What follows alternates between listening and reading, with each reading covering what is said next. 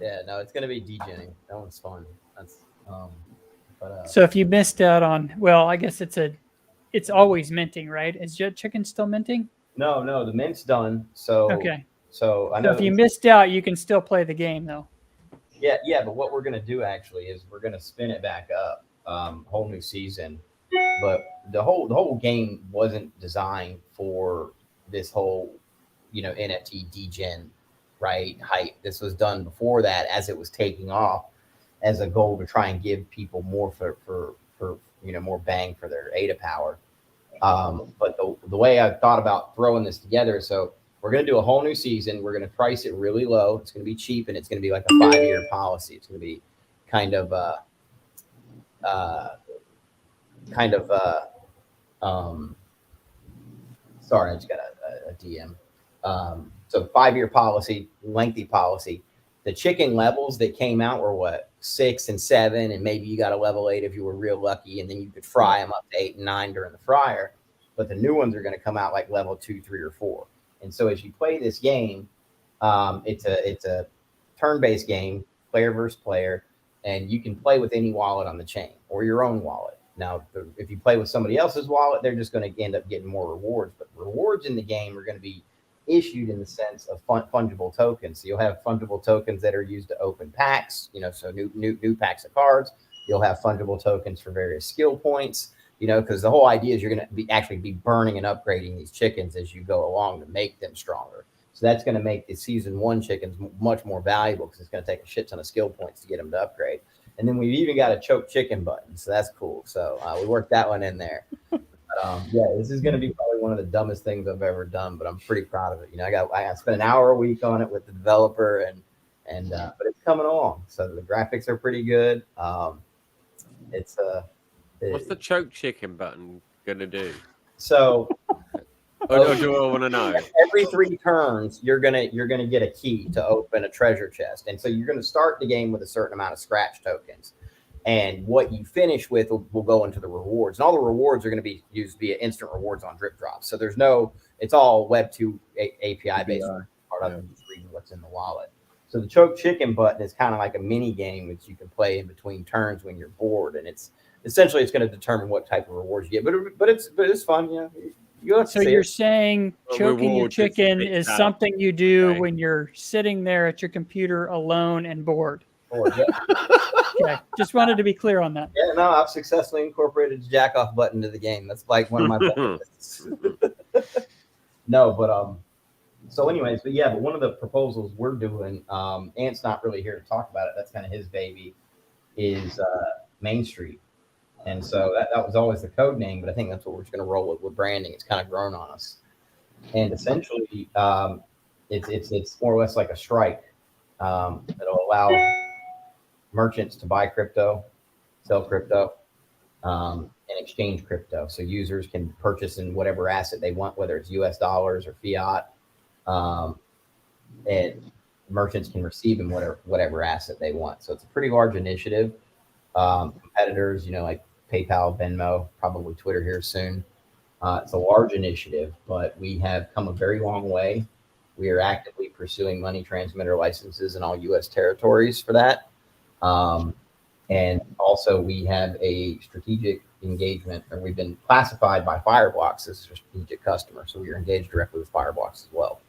So, we were funded for Catalyst to get, as far as we've gotten so far. And our original intent was to use what we had to go and kind of raise VC money based on that. Lloyd's out kind of pounding the pavement right now, but given the recent landscape of what's happened in the U.S., that's really just thrown a wrench in all our plans. So we've had to pivot. So that's one of the things we're coming back and throwing up under Catalyst as well. One of the other proposals I can talk about is going to be a component that we need to that we need for accepting fiat payments in the accounting system to make that all easier. There's a huge gap that I see where users are just not going to onboard the mnemonics. It's not going to happen. So there's this area for custodial services and not really pseudo custodial, but bypass services where you can enable certain applications to take fiat and operate within the realm and then while also servicing crypto users as well. And one of the biggest things that I'm struggling with now, or not really struggling with, it's just I'm having to change the way I'm thinking, is that now that we're moving drip drops overseas, we don't have to tie a hand behind our back as we craft products. We can come full force and really build some awesome stuff. And so that component will help us immensely. So how are you bridging like the fiat and the crypto side? So there's different ways to do it. So there's 3 ways to do it. So one way is for a business model that we haven't really decided if we're going to pull the trigger on yet, and if we do, it'll be a little bit later. But that model is essentially you take fiat and you just use the chain as the back end as a commodity. The user doesn't even know about it, nor do they need to. Right? You're using the chain for actually an application it's good for. Another example would be like a Doja. So a Doja right now, to use that as a user, you want to go in and you want to buy something, you got to go pay in crypto, right? And so that money is split between the designer, the printer operator, right? And that all makes sense. But how do we go and we get 100 million users to use that? It's not going to happen. So there exists a realm to where we would want users to be able to pay in fiat. But when you do that, we can't go, at least not legally, sell that fiat, convert it to crypto, and then pay that to some anonymous printer operator out there in the world. So as a complementary model would actually be to work directly with printer operators, hire them as contractors, and then you can pay them directly in fiat. You see what I'm saying? But you can still service your user while you grow this decentralized ecosystem. Alternatively, with drip drops, one way we could do it is if we're overseas, we can get a little bit more funky with custodial, and I can go and sell mom and pops who don't know anything about crypto to go in and give me a fiat subscription.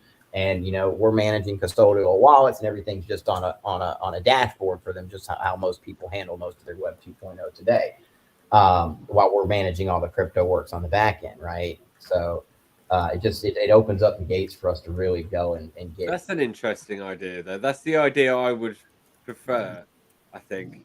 Well, that's like the easiest, simplest option. Yeah. So you can pay with your credit card, and you got a nice dashboard. Oh, you got all your kids' wallets set up. You see what I'm saying? You can see everything. And then when you're ready, one day we can show you how to offboard that into your own wallet. But you just go. As you get into it, and that sounds like a nice, simple solution. I'm tired of fucking fishing in the pond. We're ready to fucking grow up here. So that's I'm going to drop. Thanks for having me on and let me talk about my proposals and tell me about yours. I'm really excited about yours. And I will talk to you all later. Likewise, Pi. Good to see you, brother. Take care. See ya. So. Yeah, I'm looking forward to sorbet. That's pretty cool. Yeah. I only heard a bit of it, so I don't fully understand it. I do like sorbet, though. Me too. It's very tasty. Patrick should be coming on soon, Toddler. Yeah, basically what they're doing, Josh, is he's basically building a tool where for testing purposes and other purposes, but for testing purposes, I guess you could use someone's wallet, their stake address or whatever to kind of, do testing on how it would behave. Process on ADAP, pretend you're them until you get, of course, to the signing screen, and you won't have the keys to sign it, but you could build the whole transaction and see like what went wrong for them. Oh, I see. Okay. Kind of a diagnosis tool. So it's not real ice cream, it's fake ice cream. That's why it's sort of a dummy transaction. It's just missing the keys, basically. Right. Yeah. Because it's all just the same transactions, isn't it? It's the same. Right. So then you can look at the transaction it built with that person's wallet and be like, oh, well, that's jank. I've got my code wrong here. I'll go fix that. And then suddenly their stuff is working. Like, oh, I forgot to check to make sure the transaction size is under the maximum. So the way things are currently, you can build a transaction using any state key you want, but you can't do anything with it. There's no pretty way to present that to an end user who's trying to use it for some other purpose, testing or whatever. So what language is that English. No, he never said what language it's in, but basically it's a Chrome plugin that it just pretends it's a SIP30 wallet, is what he said. Right. Okay. But they've got to clean it up, which is what the Catalyst funding is for. It's just an internal Sunday swap tool right now. I can't help but think to onboard developers, you need to. I think all the JavaScript developers. Are they the ones you think you need to onboard to get building? Probably. No, there's a lot of those. We have developers in all kinds of languages, and Kotlin. I mean, kind of what the CF is doing with Aiken and kind of how they're pushing stuff to all the different languages, so you can kind of I did a video on anything. Yeah. And yeah. So my impression with Aiken was they just sort of sum up what your code is and convert it into. Well, Aiken is like the Rust flavor. There's also, a version-ish of it that does it in Python. There's one that does it in TypeScript. I'm working on the one that's going to do it in Kotlin. The idea is to do Plutus, but in whatever language. Everyone seems to be loving TypeScript at the moment. I think I saw even Charles tweet about it. TypeScript is good. We're using TypeScript at Noom for all the front-end development work. It's pretty good. I'm not a coder. I understand it's better for finance side of things. It's a better JavaScript. But because the thing is, you've got a lot of JavaScript like web designers and developers and doing all sorts of shit. They're all stuck. The reason they haven't got into crypto is because they're just happy doing their thing. They're making money doing whatever it is they're doing, and it's working. Why change? And then now they're starting to think, oh, hang on. Oh, maybe I need to look into Web3 here.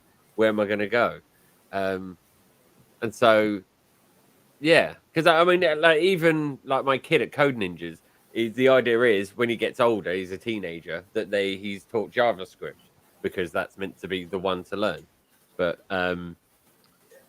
yeah, so that's why I felt like they're the ones we need to onboard. Yeah. Mm-hmm. Hey, Thomas. Thomas asks, do you guys think an OTC ADA for fiat proposal will be well received? Over-the-counter ADA for fiat proposal?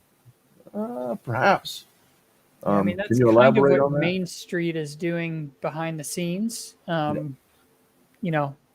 If some mom and pop shop comes in and says, oh, I want to only receive Bitcoin, but somebody else wants to pay an ADA, a lot of those swaps inside Fireblocks end up not on public exchanges, but they end up at OTC desks. Yep. So maybe you don't even do a swap when that first transaction happens. You just use omnibus wallets to switch who has what.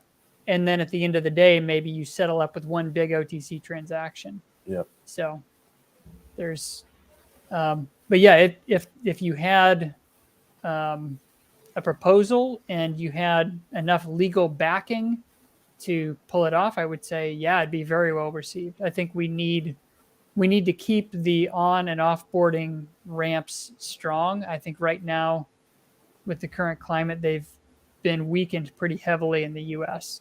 Yeah. I did see Coinbase came out swinging today, though, basically saying the SEC has no jurisdiction because all of these are commodities. So that was their big legal swing there. I haven't followed any news this week at all. I've been off sick this week. I haven't done videos. I haven't done Cardano news. I've just done the odd tweets on Twitter. But yeah, I think yeah. I mean, the SEC's made mistakes in the past. They've missed stuff and they've gone over the top with stuff. So they've missed stuff in the past, and now they seem to be going a bit over the top with crypto. There's a lot of overreaching going on right now, for sure.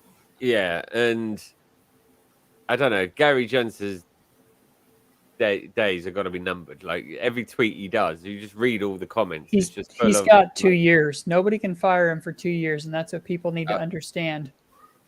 Like Congress can say we fire him, but until Biden asks him to resign, he's already been approved by Congress. He got approved 2 years ago. So basically, Biden's. Because I don't fully understand. Biden is his boss. Like, oh yeah, no, I get that. At the end of the day, Congress has oversight, but Congress gave their oversight 2 years ago when they gave the thumbs up on the guy. Yeah. They don't get any more oversight. So And the SEC is a part of the executive branch. Yeah. So by extension. Well, Anyway, guys, I've got to drop. We've more. got Epoch coming up, and as always, that's a lively time at Drip Drops. Yep. So I need to make sure everything is ready to go for all the new drops. So Yeah, let's All go right, ahead brother. and call it, Chris. I got a work. meeting too. All right, guys. Yeah, we're at the we're coming up on the 1 it's hour 5, mark. We've been up here for 5:02. an hour. Okay. So yeah, thanks everybody for hanging out with us and jamming on Fun 10.